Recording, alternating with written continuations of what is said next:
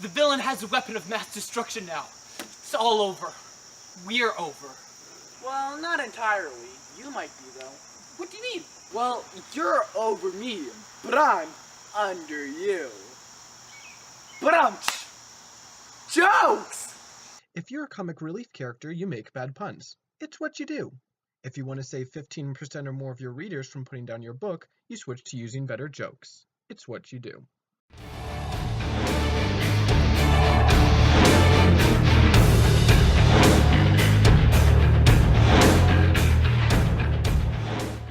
Well, folks, would you look who's back? The one and only Daniel DeGraff. I know you guys have been missing me last time. No, some of us weren't missing you. But you know, now I'm back in action. Well, maybe your time off can serve as a nice suggestion as to not complain as much while we're shooting our videos. I'm pretty sure half our audiences only watches our videos because they like to watch me complain.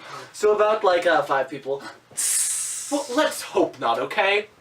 Well, let's take a poll. If you like to watch me complaining, let me know down in the comments. Oh, great. That's not the type of comments I want to respond to. Okay, let's just get started with this video already. Camera's already started. Let's go. Well, I mean, let's start with the content of this video. There we go. So what's today's topic? Well, today we're looking at the comic relief character. You decided to do a whole video entry about what I am in this YouTube series? I'm touched. You're not really a comic relief character. Oh, you bet I am, because let me tell you, Josiah, you're definitely not fulfilling that role. I mean, if it wasn't for me and my humor on this show, nobody would be watching this stuff. You know what? I don't need this right now. Besides, I thought you said they were watching because you like to watch you complain. You know what you need? Some better jokes. Well, I got one sitting right next to me, so there. Very funny. Yeah. This is why you don't do jokes on this show, Josiah. Look, can we just talk about the comic relief character? Yeah. What do you want me to say about me? Do you want to talk about how important it is for the comic relief characters to have good looks? Or an absolutely winning personality? Look, I actually wanted to talk about how annoying most comic relief characters actually are. What? Well, I didn't just mean you, but I did mean you, and also about, like, every other single Disney comic relief character ever. I mean, if it's an animated movie, they're always a dumb, annoying sidekick, like Olaf or that gecko thing from Tangled. Hey, I actually like those characters. Or if it's a live-action movie about a pet, it's going to be about the dumb father who doesn't know a thing. I think the animated comic reliefs are supposed to be mainly directed at kids, though. That's probably why Anna likes them. Hey! Okay. It's not being mean to the camera person day to day, okay? I saw it on Facebook. Whatever. So maybe Disney movies can get a little bit of a pass on that. But I think we all know how annoying the comedic sidekick can be. Do I need to say Jar Jar Binks? They don't just become funny, they become just lame. Me love Jar Jar Binks. Okay, the point is, don't write annoying comic reliefs.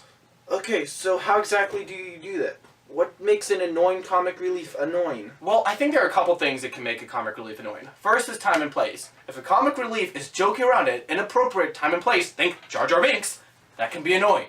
The problem is that this is kind of tricky to determine. Sometimes making a joke when the world is about to end actually can be funny. Otherwise, it's just going to make a reader's eyes roll, or worse. They're going to need to figure out what the tone of the scene is, and then work with it.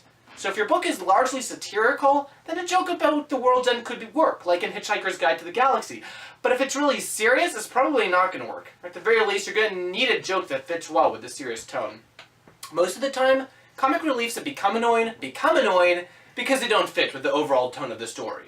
Okay, but the dumb dads in Disney movies aren't exactly out of sync with the tone of the movies. Right, and well, that leads to the other part. Often, if your character is just a comic relief, that's going to become a problem. He's going to need to be something other than just a comic relief if the reader is really going to care about him. Why can't you have a comic relief character that the reader doesn't care about? Well, I mean, you can, but only if the comic relief doesn't show up very often. As a general rule, the more a character shows up in the book, the more important it is that the reader care about him. So if you have a comic relief character everywhere in the book, and the only thing he does is play the comic relief and crack jokes, he's probably going to get really annoying. I get it. At least I think so. So it sounds like the comic relief is more a role that a character has than the role that he's going to have. I think it often works better that way. I mean, you can make it work where the character has a central role and is still just a comic relief, but often in that case, he's going to need to be something like Shakespeare's Fool, where he may be a comic relief, but he's also one of the wisest characters on the stage, and he simply hides his wisdom through his jokes. The character who hides his wisdom through his jokes. You know, that character really speaks deep to me. Like, Yeah, Right you know, here. I'm sure it does, okay? I feel The point being, most things can work in writing if you try hard enough. So if you can make a character who's a central character and just comic relief, you can do that, but it's probably going to be easier and better to allow certain characters to just be partial comic reliefs instead of whole comic reliefs. Yep, which is exactly why I work so fantastically as a character in this show. Oh my goodness, can we just cut to the credits? Okay, listen. I have a few gripes. Is the camera rolling, Anna? Yep. The camera is rolling. Okay. Gripe number 1. Viewers, you gotta examine what you're watching. When you're watching a video about how not to write an annoying comic relief character, and the comic relief character in that very video is annoying. You admit it. Yes! You have to watch out for that. Gripe number 2. The only joke Josiah has in this video, he sets him up himself because he writes the script. You know, he uses my line. He's like, hey Daniel, how about you say, tell me a joke? And then I'll say, oh, the joke's you. Ha, ha, ha. That's not funny when you write the setup for your own joke when the setup is somebody else's line. You look clever on the screen, but then your voice cracks and it's like, oh dear. But then, when Daniel goes off script, he finds out you're fly. So dumb.